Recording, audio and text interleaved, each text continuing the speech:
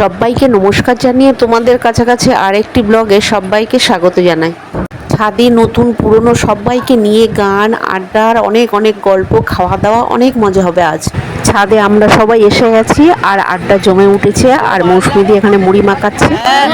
সেটাই আমি বলছি আমরা ফাঁকে যাবো কেন? ও যখন আমার ঘরে আছে, ঘরেই যাবো ওর কাছে। সেদিন এত হাওয়া দিচ্ছিল, আমি একটু চুলটা কাটতে গেলাম, ভালো করে পারলো না বেচারা। ও ভালো করে, কিন্তু কি করবি, এত হাওয়া। কি কি দিয়ে মাখাচ্ছ বলো? মৌসুমীদি কি কি দিয়ে মাখাচ্ছ বলো?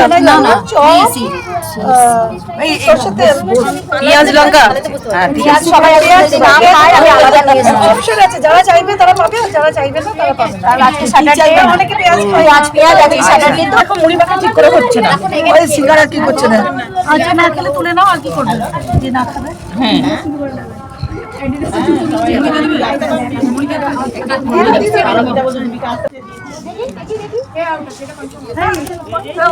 দুরকম পড়েছে, দুরকম আছে, দাঁড়াও। হ্যাঁ হ্যাঁ দুরকম তো না, দুরকম পড়েছে, সাদাটা পড়েছে। হ্যাঁ তাহলে আমরা পড়লেও বলবো পড়েনি তো। হ্যাঁ এটা কাকে বলো না, ওই যে কৃষ্ণাকে দাও। Thank you. এই দিয়েছো? দিয়েছি। আর রুমাদি আসবে তো? হ্যাঁ আসবে। হ্যাঁ একটু চুল দিয়ে দাও তো।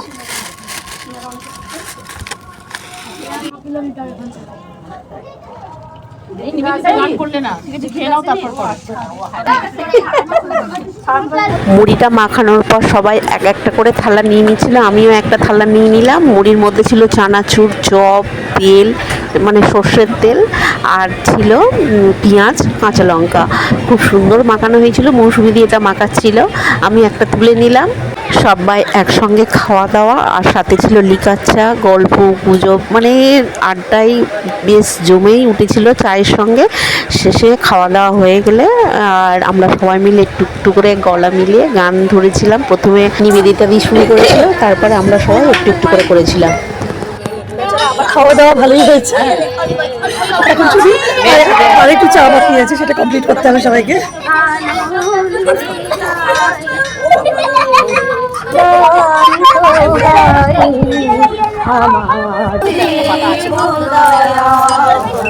দারুণ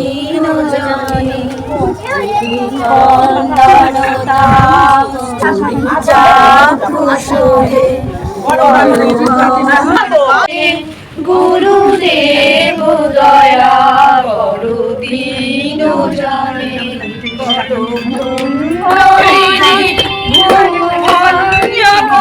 আড্ডাটা শুরু হয়েছিল লিকার চা দিয়ে, শেষে দুধ চা দিয়ে শেষ হলো। আর আড্ডা গল্প গুজব দিয়ে সন্ধ্যেটা খুব ভালোইভাবেই কেটে গেল।